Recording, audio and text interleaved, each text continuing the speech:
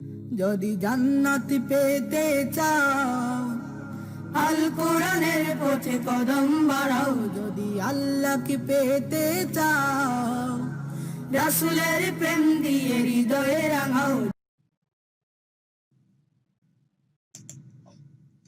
বিসমিল্লাহির রহমানির রহিম।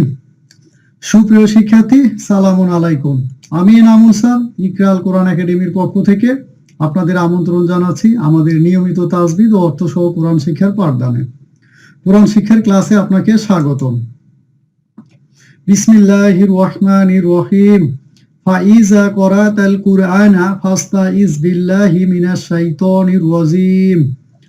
অতএব যখন আপনি কোরআন পাঠ করিবেন তখন বিতাড়িত শয়তান থেকে আল্লাহর নিকট আশ্রয় গ্রহণ করিবেন।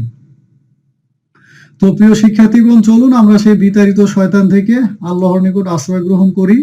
আমরা সবাই বলি, রব্বি আউযু বিকা মিন হামাজাতি শায়াতিন ওয়া আউযু বিকা রব্বি আই ইয়াহদুরুন। তো প্রিয় শিক্ষার্থীগণ, চলুন আমরা আল্লাহর নিকট দোয়া করি। আমরা সবাই বলি, রব্বি জিদনি ইলমা, রব্বি জিদনি ইলমা, রব্বি জিদনি ইলমা, রব্বিশ রহালি সদরি ওয়াইয়াসসিরলি আমরি ওয়াহালুল উকদাতাম মিন লিসানি ইয়াফকাহু কওলি। অর্থ, হে আমার রব, আমার জ্ঞানকে বৃদ্ধি করে দিন। হে আমার রব, আমার বক্ষকে প্রশস্ত করে দিন এবং আমার কাজকে আমার জন্য সহজ করে দিন। আমার জিহ্বার জড়তা দূর করে দিন যাতে আমার কথা সবাই বুঝতে পারে। আলহামদুলিল্লাহ, আলহামদুলিল্লাহ, আলহামদুলিল্লাহি রব্বিল আলামিন। সুবহানা রব্বিকা রব্বিল ইজ্জাতি আম্মা ইয়াসিফুন ওয়া সালামুন আলা মুরসালিন ওয়ালহামদুলিল্লাহি রব্বিল আলামিন। তো প্রিয় শিক্ষার্থীগণ, আল কোরআন অধ্যয়ন করুন তাজবিদ ও অর্থ সহ। প্রিয় শিক্ষার্থীগণ, আজকে আমাদের সপ্তম ক্লাস। আজকে আমাদের দেখুন আমরা সপ্তম ক্লাসে আজকে আমরা নতুন 3টা বর্ণ শিখবো। কি কি শিখবো আমরা একটু এক নজর দেখে নিই। আপনারা সবাই আমার সাথে বলুন, আমরা কি কি শিখবো আজকে? দত, কাফ, কফ। কি কি শিখবো? দত, কাফ, কফ। দত, কাফ, কফ। মাশাআল্লাহ। তো প্রিয় শিক্ষার্থীগণ, চলুন আমরা পূর্বের বর্ণগুলো একটু দেখে নিই। অর্থাৎ 1 থেকে 6ষ্ঠ ক্লাসে আমরা যে যে বর্ণগুলো শিখে আসছে আমরা একটু রিভিশন দিয়ে আমরা কি কি শিখছিলাম আমরা বলি।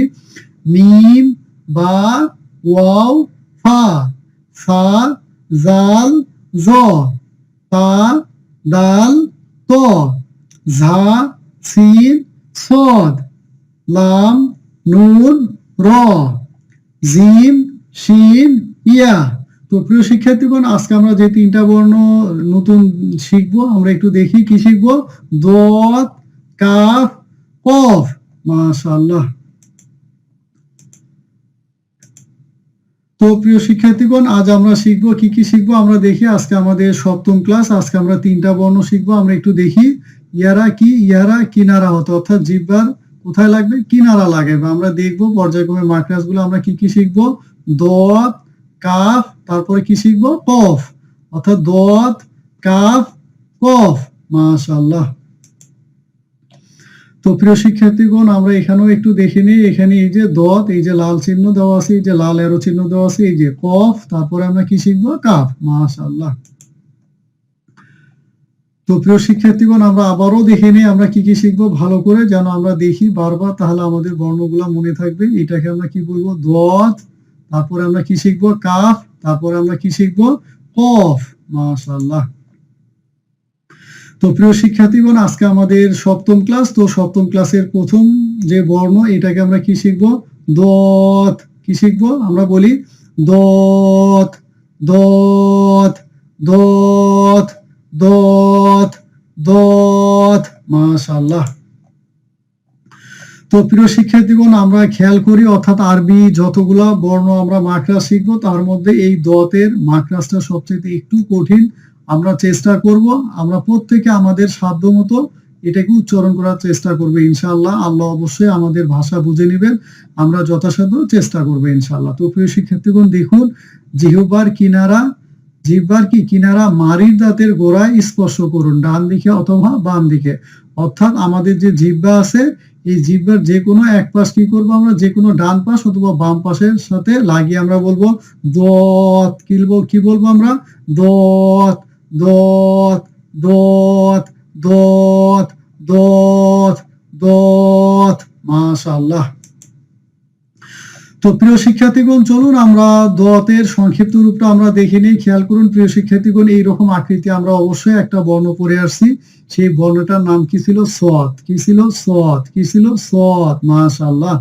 তো সদ উচ্চারণ করাটা ছিল অনেক সহজ, বাট এই দত উচ্চারণ করাটা হচ্ছে অনেক কঠিন। আমরা একটু প্র্যাকটিস করব, আমরা সাধ্য অনুসারে চেষ্টা করে যাব ইনশাল্লাহ। অর্থাৎ আমাদের যে জিহ্বা আছে, এই জিহ্বার ডান পাশ অথবা বাম পাশ যে কোনো এক পাশের মাড়ির সাথে আমাদেরকে লাগিয়ে কি বলতে হবে? দত দত দত। মাশাআল্লাহ। তো প্রিয় শিক্ষার্থীগণ, আমরা দেখি সংক্ষিপ্ত আকার ঠিক সদের মতোই হবে। এই যে এই অংশটুকু দেখে চিনতে হবে। তো আমাদের সদের ক্ষেত্রে কি ছিল? সেখানে নোক্তা ছিল না। আর আমরা যখন দত করব সেখানে কি আছে? এই যে একটা নোক্তা আছে, এই যে একটা নোক্তা। তো এই অংশটুকু, এই গোল অংশটুকু দেখে এই বর্ণটা আপনাদেরকে চিহ্নিত করতে হবে। আমরা দেখি এই যে দত, আর এই লাল অংশ হচ্ছে কানেক্টর অথবা সংযোগ রেখা। তো প্রিয় শিক্ষার্থীগণ, এখন আমরা শিখবো আরবি হরফের সংক্ষিপ্ত রূপ। আমরা একটু দেখে নিই। এই যে দত, এই যে খেয়াল করুন, এই যে এটা হচ্ছে দত পূর্ণ আকৃতি। এটা হচ্ছে কোথায়? শব্দের শুরুতে। এটা কোথায়? শব্দের মাঝে। আর এটা কোথায় আছে? শব্দের শেষে। আমরা প্রিয় শিক্ষার্থীগণ, আপনারা খেয়াল করুন, এটা হচ্ছে দত পূর্ণ আকৃতি। এটা হচ্ছে দত শব্দের কোথায় থাকবে? শুরুতে, শব্দের মাঝে, শব্দের শেষে। প্রিয় শিক্ষার্থীগণ, আপনারা কিন্তু অবশ্যই এই দত বর্ণের এই চারটা রূপ, আকৃতি অর্থাৎ ফরম্যাট আপনারা কিন্তু খাতায় লিখবেন। এটা হচ্ছে পূর্ণ আকৃতিতে দত, এটা হচ্ছে সংক্ষিপ্ত অর্থাৎ শব্দের শুরুতে, এটা হচ্ছে শব্দের মাঝে, আর এটা হচ্ছে কোথায়? শব্দের শেষে। তো প্রিয় শিক্ষার্থীগণ, চলুন আমরা এই দতকে একটু আমরা হরকত দিয়ে উচ্চারণ করি। প্রিয় শিক্ষার্থীগণ, আমরা জানি অর্থাৎ এই জবর অর্থাৎ ফাথা সবসময় আ অথবা অধ্বনি দেয়। কিছু কি ম্যাক্সিমাম বর্ণের ক্ষেত্রে সে আধ্বনি দেয়, কয়েকটা বর্ণ আছে যাদের ক্ষেত্রে অধ্বনি দেয়, তার মধ্যে আমরা দেখে আসছি। তো এখন আমরা যে বর্ণটা শিখবো দত, এই দত জবর কি হয়? দা কখনো হয় না। দত জবর দ। কি হবে? দত জবর দ। অর্থাৎ আধ্বনি না দিয়ে দত কি করবে? অধ্বনি দিব। অর্থাৎ এই দতের উপরে আমরা যখন ফাথা অর্থাৎ জবর দেব তখন এটা কি করবে? আধ্বনি না দিয়ে অধ্বনি দিবে। তো এটা হচ্ছে দতের কি? পূর্ণ আকৃতি। তো আমরা যদি এটাকে হারকাত জবর দিই তাহলে কি হবে? দত জবর দ, দত জবর দ, দত জবর দ, দত জবর দ। অর্থাৎ কি হবে? দ দ দ দ দ দ দ দ দ দ দ দ দ দ দ। মাশাআল্লাহ। তো প্রিয় শিক্ষার্থীগণ, আপনারা খেয়াল করুন, এই দত অক্ষরটা দেখুন, এই যে এখানে একটা শব্দ আছে সবার অর্থাৎ দবার, দরাবা, সরি, এই শব্দটা কি হবে? দরাবা। তো এই যে আমরা শব্দগুলো ইনশাল্লাহ আমরা পরে শিখবো। তো এখানে একটা আরবি শব্দ আপনারা খেয়াল করুন, এই যে দত, দত এটা হলো শব্দের কোথায়? শুরুতে। এই দতটা কোথায় আছে? শব্দের কোথায়? মাঝে। মাশাআল্লাহ। আর এই দত কোথায় আছে? শব্দের শেষে। আপনারা খেয়াল করুন, দত এটা হচ্ছে পূর্ণ আকৃতি। এটা হচ্ছে শব্দের শুরুতে থাকলে দত এইরকম হবে, শব্দের মাঝে থাকলে দত এইরকম হবে, শব্দের শেষে থাকলে দত এইরকম হবে। তো প্রিয় শিক্ষার্থীগণ, আপনারা অবশ্যই কিন্তু এই দত বর্ণের এই চারটা ফরম্যাট অর্থাৎ রূপ, পূর্ণরূপ, শব্দের শুরু, মাঝে, শেষে অবশ্যই কিন্তু আপনারা খাতায় লিখে প্র্যাকটিস করবেন ইনশাআল্লাহ। তো প্রিয় শিক্ষার্থীগণ, চলুন আমরা দত হরফকে খুঁজে বের করি। দেখি তো আমাদের এখানে দত কোথায় আছে। প্রিয় শিক্ষার্থীগণ, দতের উপরে কিন্তু অবশ্যই একটা কি আছে? নোক্তা আছে। এই যে আমরা দেখি, এই যে এই অংশটুকু, এই যে এখানে একটা কি আছে? দত। মাশাআল্লাহ। এই যে এখানে একটা দত আছে। তো প্রিয় শিক্ষার্থীগণ, আমরা যখন সূরা ফাতিহা পড়ি, গায়রিল মাগদুবি আলাইহিম ওয়ালাদ-দাল্লিন। মাশাআল্লাহ। তো প্রিয় শিক্ষার্থীগণ, এই যে আমরা ওয়ালাদ বলি, এই যে ওয়ালাদ বলি, এই যে এখানে খেয়াল করুন, এই যে এখানে কিন্তু দতের উচ্চারণ করতে হয়। তো প্রিয় শিক্ষার্থীগণ, আমরা দেখি আর কোথায় দত আছে। এই যে এখানে একটা দত আছে, এই যে খেয়াল করুন, দতের উপরে একটা নোক্তা। মাশাআল্লাহ।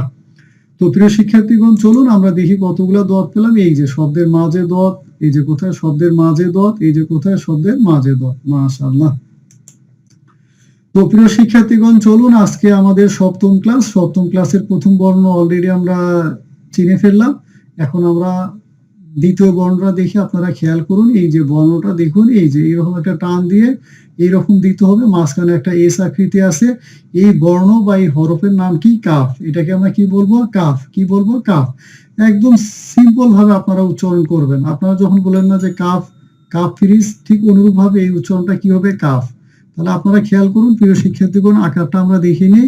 এইরকম একটা টান দিয়ে তার উপরে একটা এস আকৃতি, এই বর্ণটার নাম হচ্ছে কি? কাফ। এই বর্ণের নাম কি?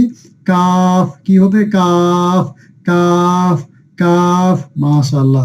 তো প্রিয় শিক্ষার্থীগণ, আমরা জানি যখন আমরা শুধু হরফ বা বর্ণগুলো পড়ি তখন একটু কি করে পড়তে হয়? একটু টেনে পড়তে হয়। মাশাআল্লাহ। তো প্রিয় শিক্ষার্থীগণ, চলুন আমরা এখানে দেখি, আপনারা খেয়াল করুন, এই যে এই আকৃতি একটা পড়ে আছেন, এটাকে আমরা কি বলছিলাম? লাম। কি পড়ছিলাম? লাম। তো প্রিয় শিক্ষার্থীগণ দেখুন, একই আকৃতি, শুধু পার্থক্য এখানে একটা কি আছে? এস। তো এই এস, এই যে এই পার্থক্য, দেখি আমরা যেন অবশ্যই এই লামকে যেন কাপ না মনে করে, আবার কাপকে যেন আমরা লাম না মনে করে, অর্থাৎ লাম থাকবে এইরকম সোজা, আমাদের কি মনে আছে সেই লাইটের মতো, আর এখানে কাপ খেয়াল করলে এই যে এখানে একটা কি থাকবে? এস এর মতো চিহ্ন থাকবে। তো প্রিয় শিক্ষার্থীগণ, আমরা এই কাফের উচ্চারণটা জানবো। দেখুন আপনারা এখানে একটা কি আছে? কাক আছে। কি আছে? কাক। এই কাক যেমন কাকা ডাকে, অনুরূপ ভাবে এই কাক এবং কাকা বলে যে এই কাফের উচ্চারণটা কিন্তু সহজে আমাদের হয়ে যায়। তো প্রিয় শিক্ষার্থীগণ, চলুন আমরা একটু কাফের মাকড়াসটা দেখি। যে জিহ্বার গোড়া থেকে একটু সামনে উপরে তালুর সাথে লাগিয়ে বলতে হবে কি? কাফ। কাফ। কি বলতে হবে? Calf. Calf. Calf. Calf. Calf. Calf. Calf. মাশাআল্লাহ।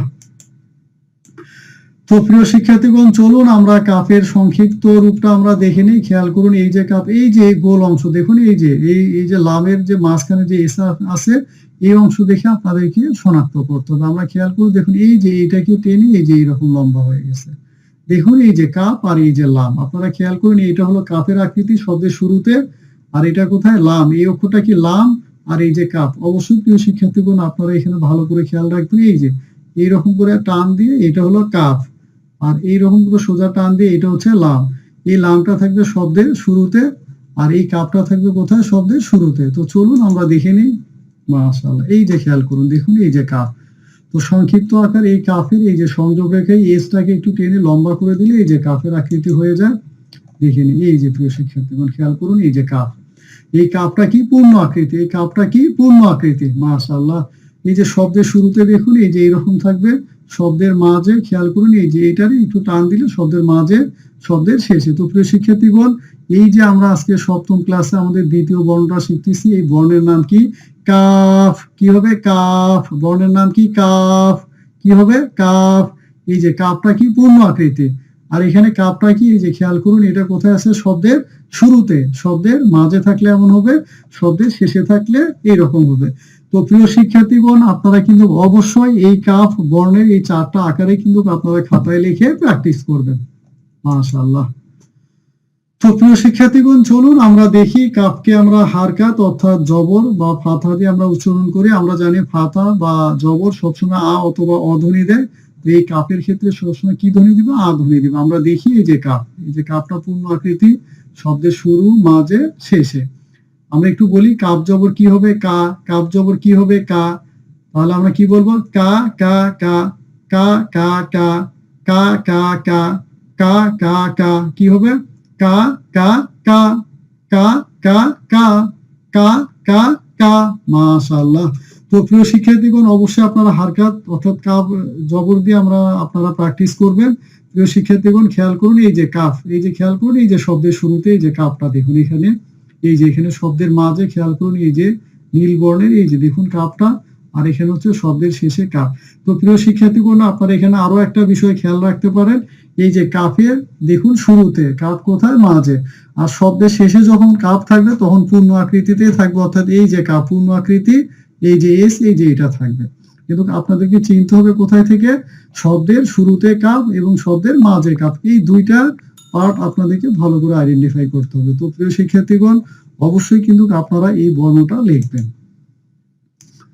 তো প্রিয় শিক্ষার্থীগণ, চলুন আমরা কাফ হরফকে খুঁজে বের করি। দেখি তো আমরা এখানে কাফ চিনি কিনা। খেয়াল করুন, আপনারা অবশ্যই ভালো করে লক্ষ্য করুন প্রিয় শিক্ষার্থীগণ। দেখি এই যে শুরুতে মাশাআল্লাহ প্রথম লাইনে কোনো কাফ পাওয়া যায় না, আমরা দেখি এই যে দ্বিতীয় লাইনে, এই যে খেয়াল করুন প্রিয় শিক্ষার্থীগণ, দেখুন এই যে এখানে একটা কাপ পাওয়া গেছে অবশেষে খুঁজে। তারপরে আমরা দেখি আর কোথায় আছে, না। তো প্রিয় শিক্ষার্থীগণ, দুঃখজনক বিষয়, চলুন দেখি এখানে আমরা মাত্র একটা কাপ পেয়েছি। তো প্রিয় শিক্ষার্থীগণ, চলুন আমরা এখানে দেখি এই যে কাপ যে আমরা পড়লাম, আমরা জানি আমরা বেশ কিছু শব্দের আমরা অর্থ জেনেছিলাম, আপনারা বলুন। তো প্রিয় শিক্ষার্থীগণ, আপনাদের কি মনে আছে? আমরা দেখি তো এই যে এই ওয়া মানে কি পড়ে আসছিলাম, মনে আছে? ওয়া মানে কি এবং, ফা মানে কি অতএব, এই বা মানে কি মধ্যে, আর এই লাম মানে আমরা কি পড়ে আসছিলাম, জন্যে অথবা জন্য। আর আমরা এরপরে সা পড়ে আসছি কি অতি শীঘ্রই। এরপরে আমরা এই যে কা দেখবো, এখন আমরা এই যে কাপ জবর কা মানে হচ্ছে মতো। তো প্রিয় শিক্ষার্থীগণ, কোরআনে প্রায় প্রতি লাইনে অর্থাৎ প্রতি পৃষ্ঠায় আমরা এটা 5 থেকে 6 বার করে পাবো এই কাপ জবর কা। এই কা মানে হচ্ছে মতো অথবা যেমন। তো অবশ্যই আপনারা এই বর্ণটা মনে রাখবেন। তো প্রিয় শিক্ষার্থীগণ, আমরা এই পর্যন্ত কয়টা বর্ণের অর্থ শিখলাম? ওয়া আমরা শিখে আসছি কি এবং, ফা মানে অতএব, বা মানে মধ্যে, লাম মানে জন্য। তারপরে আমরা এখানে কি শিখলাম? সিন শিখে আসছি। এই সা মানে কি অতি শীঘ্রই, খুব তাড়াতাড়ি। আর এই কা মানে কি মতো। মাশাআল্লাহ। তো প্রিয় শিক্ষার্থীগণ, অবশ্যই আপনারা এই বর্ণের অর্থটা মনে রাখবেন, কারণ আমরা যে তাজবিদ ও অর্থ সহ কোরআন শিক্ষার ক্লাসটা করতেছি, রিড আল কোরআন, অবশ্যই কিন্তু আমরা ইনশাআল্লাহ আমাদের 10ম ক্লাস থেকে আমরা কোরআনের শব্দ জানা শুরু করবো এবং সেখান থেকে আমরা প্রত্যেকটা শব্দের অর্থগুলা জানবো এবং একটা শব্দ কোরআনে কতবার আসছে সেটা আমরা 10তম লিসন থেকে শুরু করবো ইনশাআল্লাহ। তো অবশ্যই আমরা যেহেতু এখন আমরা বর্ণ শিখতেছি, কারণ আমাদের 1 থেকে 8ম ক্লাস পর্যন্ত বর্ণ এবং 9ম ক্লাসে আমরা সবগুলা বর্ণ রিভিশন দেব। তো যেহেতু আমরা বর্ণ পড়তেছি, তো এই যে এখানে 1টা 2টা 3টা 4টা 5টা 6টা, এই 6টা বর্ণ 6টা অর্থ দেয়। তার মানে আপনারা 6টা শব্দ জানা মানে কোরআনে প্রায় 5 থেকে 6,000 এই ঘুরে ফিরে এই শব্দ, এই বর্ণগুলো প্রায় 5 থেকে 6,000 বার আছে। তো প্রিয় শিক্ষার্থীগণ, চলুন আজকে 7ম ক্লাসে লাস্ট বর্ণটা আমরা দেখে নিই। আমরা লাস্ট যে বর্ণটা শিখবো আমরা খেয়াল করি, এই বর্ণটার দিকে আমরা দেখুন। এই যে এখানে আমরা যে 3 লিখি, খেয়াল করুন, বা আমরা ত লিখি, এই ত লিখি এই যে এইরকম করে টান দিয়ে আপনারা কয়টা নোক্তা দিবেন? 2টা নোক্তা। তো এই আকৃতির যে বর্ণটা, এই বর্ণটাকে কি বলে? কফ। এটাকে কি বলে? কফ। কি বলে? কফ। কি হবে? আমরা বলি কফ কফ কফ কফ। মাশাআল্লাহ। তো প্রিয় শিক্ষার্থীগণ, কাফ এবং কফের মধ্যে পার্থক্য হচ্ছে কাফের উচ্চারণটা অতটা উঁচু হয় না, অর্থাৎ কফের উচ্চারণটা আপনাকে একটু উঁচু মোটা করে পড়তে হবে। অর্থাৎ এই বর্ণ বা এই আকৃতি হরফটার নাম আমরা কি বলবো? কফ কফ কফ কফ। মাশাআল্লাহ। তো চলুন আমরা দেখি, আমরা আমরা কুরআন বলি, এই যে আপনারা সবাই বলুন কুরআন কুরআন কুরআন এই এই যে দেখেন এই কাফের উচ্চারণটা কিন্তু হয়ে যায়। তো প্রিয় শিক্ষার্থীগণ, চলুন আমরা এই কফ বর্ণ বা হরফের আমরা মাকরাজটা দেখে নিই। জিহ্বার গোড়া উপরের কোথায় লাগবে? তালু লাগবে, যার কারণে আওয়াজটা একটু কি করতে, একটু মোটা করতে। আপনার খেয়াল করুন, এই যে জিহ্বার গোড়া দেখুন, এই যে উপরে তালুর সাথে কি করতে হয়? লাগিয়ে উচ্চারণ করতে হয়।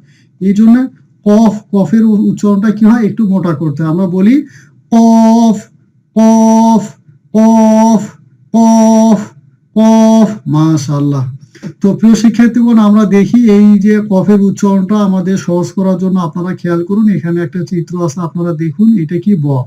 তো প্রিয় শিক্ষার্থীগণ, আপনারা কি কেউ কখনো বকের ডাক শুনছিলেন? তো বক যেভাবে ডাকে অ অ অ, অনুরূপ ভাবে এই কফের উচ্চারণটাও ঠিক ওই রকম করতে হয়। অর্থাৎ এই বক যেভাবে ডাকে, বকের ডাক যদি আপনারা শুনে থাকেন, তাহলে আপনাদের এই কফ উচ্চারণ করতে কি হয়ে যাবে? আরো সহজ হয়ে যাবে। তো অবশ্যই কিন্তু আপনারা এই যে বক আছে, এই বকের ডাকটা অবশ্যই আপনারা শুনবেন। মাশাআল্লাহ। তো প্রিয় শিক্ষার্থীগণ, চলুন আমরা একটু কফের সংক্ষিপ্ত রূপটা দেখে নিই। প্রিয় শিক্ষার্থীগণ, খেয়াল করুন, এই যে কফের মাথাটা কিন্তু গোল থাকবে, উপরে কয়টা নোক্তা থাকবে? 2টা নোক্তা। তো প্রিয় শিক্ষার্থীগণ, এর আগে আমরা আরো বর্ণ পড়ে আসছি, তা পড়ে আসছি, তার উপরেও কিন্তু কয়টা নোক্তা ছিল? 2টা নোক্তা। তো আমাদের তা এবং কফের মধ্যে পার্থক্য আমরা পরে দেখবো ইনশাআল্লাহ। তো আমরা আগে কফ দেখে নিই। এই যে কফের মাথাটা গোল, উপরে 2টা নোক্তা, এই যে কানেক্টর, এই যে সবুজ রেখা অংশটুকু, এই আকৃতি দেখে আপনাদেরকে চিনতে হবে। তো চলুন আমরা দেখি কফের সংক্ষিপ্ত রূপটা। মাশাআল্লাহ। তো প্রিয় শিক্ষার্থীগণ, খেয়াল করুন, এই যে কফ, এটা হচ্ছে কফের কি আকৃতি? পূর্ণ আকৃতি। খেয়াল করুন আপনারা ভালো করে, এটা কি? পূর্ণ আকৃতি। মাশাআল্লাহ, এই যে দেখুন, এই যে প্রিয় শিক্ষার্থীগণ, এই যে শব্দের শুরুতে এই অংশটুকু থাকবে। প্রিয় শিক্ষার্থীগণ আপনারা খেয়াল করুন, আমরা পরে স্লাইডে দেখি। মাশাআল্লাহ। তো প্রিয় শিক্ষার্থীগণ আপনারা একটু খেয়াল করুন, এই যে কফ, এটা পূর্ণ আকৃতি। প্রিয় শিক্ষার্থী খেয়াল করুন, এই যে কফের সংক্ষিপ্ত রূপটাই যে নিচে দেওয়া আছে। তো প্রিয় শিক্ষার্থীগণ খেয়াল করুন, এই যে কফ, এই যে গোল অংশটুকু দেখতে চিনতে হবে, উপরে কয়টা নোক্তা থাকবে? দুইটা নোক্তা।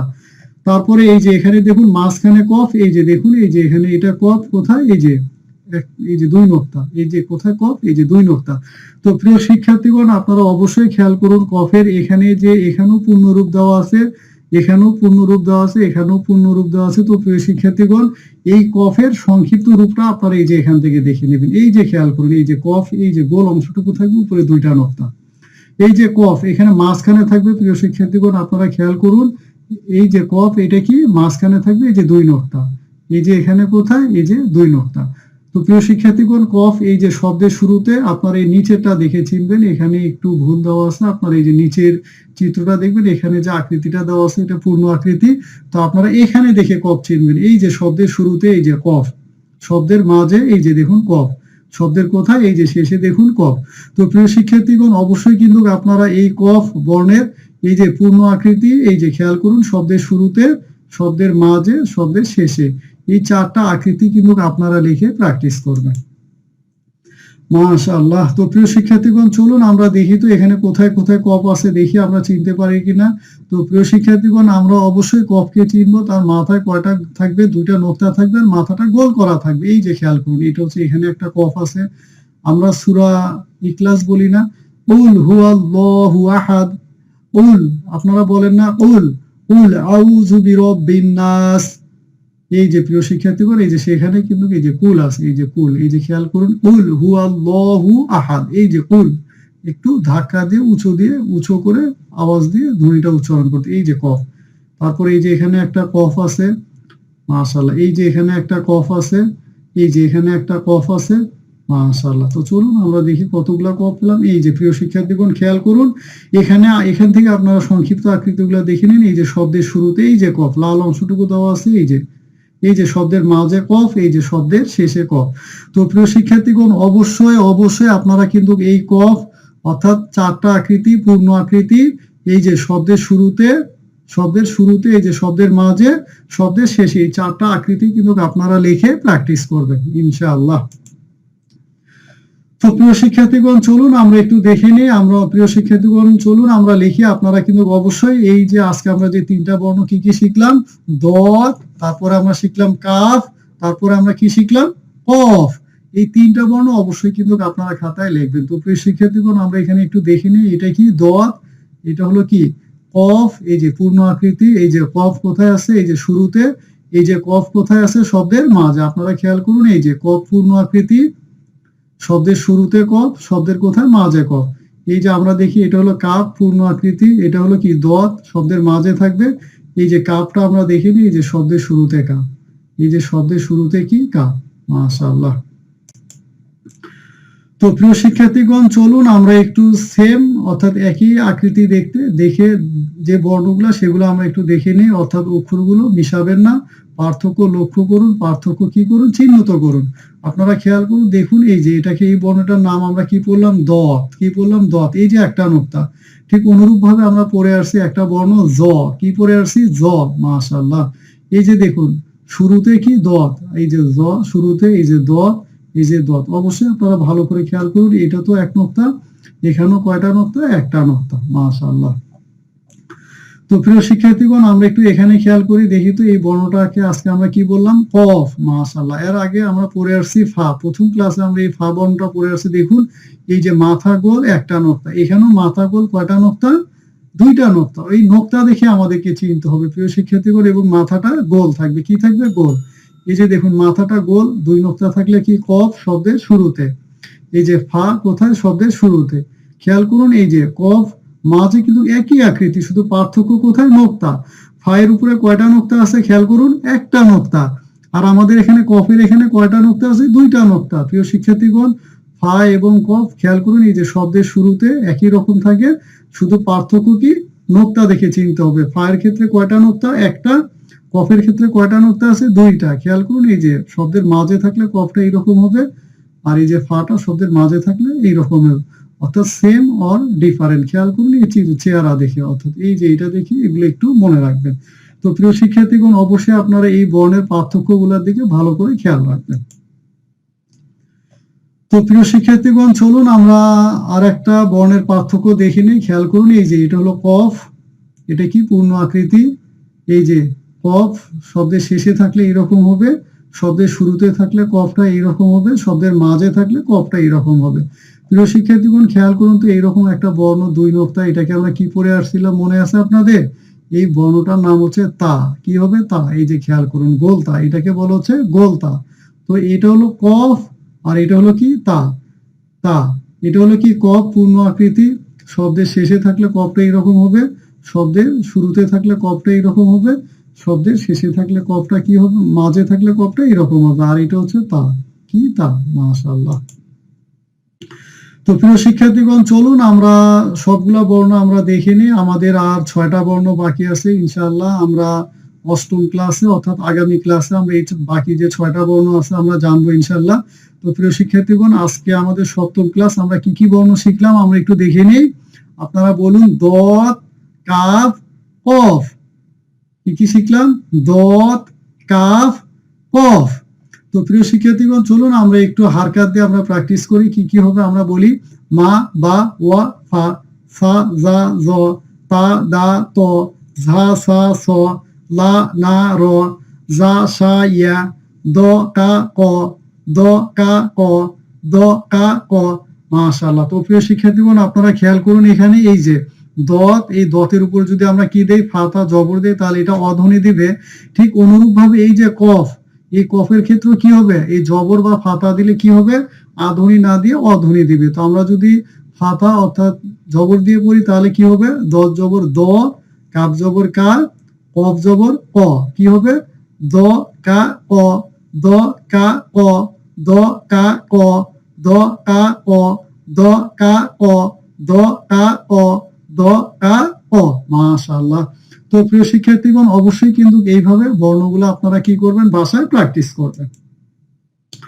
তো প্রিয় শিক্ষার্থীগণ, শেখার 7টি উপায় আমরা জানি। শুনতে হবে, দেখতে হবে, বলতে হবে, তারপরে কি করতে হবে? লিখতে হবে, কারণ বা যুক্তি খুঁজে বের করতে হবে। অর্থাৎ এই যে আমরা সেম একই রকম যে বর্ণগুলো আমরা দেখে আসলাম, এগুলোর কারণ খুঁজে বের করতে হবে। তারপরে আপনাদেরকে ব্যক্তিগতভাবে অনুশীলন করতে হবে, দলবদ্ধভাবে অনুশীলন করতে হবে। তো প্রিয় শিক্ষার্থীগণ, আমি শুনি, আমি ভুলে যাই, আমি দেখি, আমি মনে রাখি, আমি অনুশীলন করি, আমি শিখি, আমি শিখে, আমি পাণ্ডিত্য অর্জন করি। প্রিয় শিক্ষার্থীগণ, আজ এই পর্যন্ত। পরবর্তী ক্লাসে আপনাদের সঙ্গে দেখা হবে ইনশাআল্লাহ। সে পর্যন্ত আমরা দোয়া করতে থাকি। সবাই বলুন, রব্বি জিদনি ইলমা, রব্বি জিদনি ইলমা, রব্বি জিদনি ইলমা। অর্থ, হে আমার রব, আমার জ্ঞানকে বৃদ্ধি করে দিন। হে আমার রব, আমার জ্ঞানকে বৃদ্ধি করে দিন। হে আমার রব, আমার জ্ঞানকে বৃদ্ধি করে দিন। তো সুপ্রিয় শিক্ষার্থী, সালামুন আলাইকুম। আল কোরআনের পথে কদম বাড়াও, যদি আল্লাহকে পেতে চাও, রাসূলের প্রেম দিয়ে হৃদয়ে রাঙাও।